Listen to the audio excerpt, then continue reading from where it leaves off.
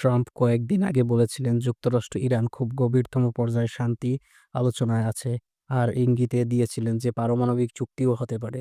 যদি কয়েকদিন পরেই তিনি বলেন ইরানকে অন্তর্বর্তী শান্তি নয় বরং পুরো ভাষা হাসিল করতে হবে, এবং তিনি সুপার লিডার খামেনিকে ইজি টার্গেট হিসেবে আখ্যা দিলেও এখন তাকে সরিয়ে নেওয়ার সিদ্ধান্ত নিচ্ছেন না। তার ভাষা ছিল, I may do it, may not do it, nobody know what I am going to do, যা বলে এক আরেকের সরাসরি উদাহরণ। তিনি বলেছেন 13 জুন ইসরায়েলের ইন্টারনেট কয়েকটি পারমাণবিক সামরিক ক্ষেত্রে লক্ষ্য করে বিমান হামলা চালায় ট্রাম্প তার এক্সিলেন্ট ও ভেরি সাকসেসফুল হিসেবে বর্ণনা করেন, এবং ইরানকে জানিয়ে দেন মেক এ ডুয়েল নাও অথবা আরও ভয়াবহ হামলার সম্মুখীন হবে। তিনি বলেছিলেন, আমরা আকাশে পূর্ণ নিয়ন্ত্রণে আছি, যা যুক্তরাষ্ট্র ইসরায়েলের একাত্তরে সম্মানিত হিসেবে দায়িত্ব নিয়েছে ইঙ্গিত করল।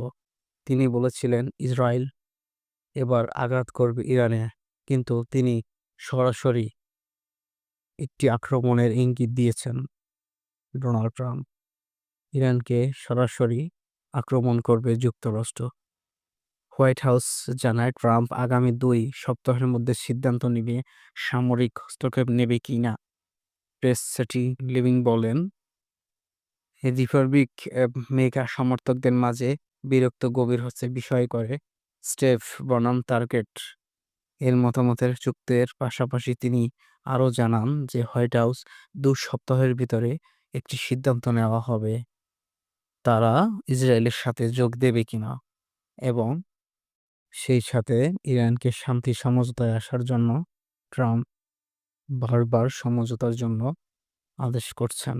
অন্যদিকে লেডি ট্রামি এর মতে জেনারেল হুমকি নীতি সমর্থকরা ট্রাম্পকে আরও কঠোর হতে পরামর্শ দিচ্ছে।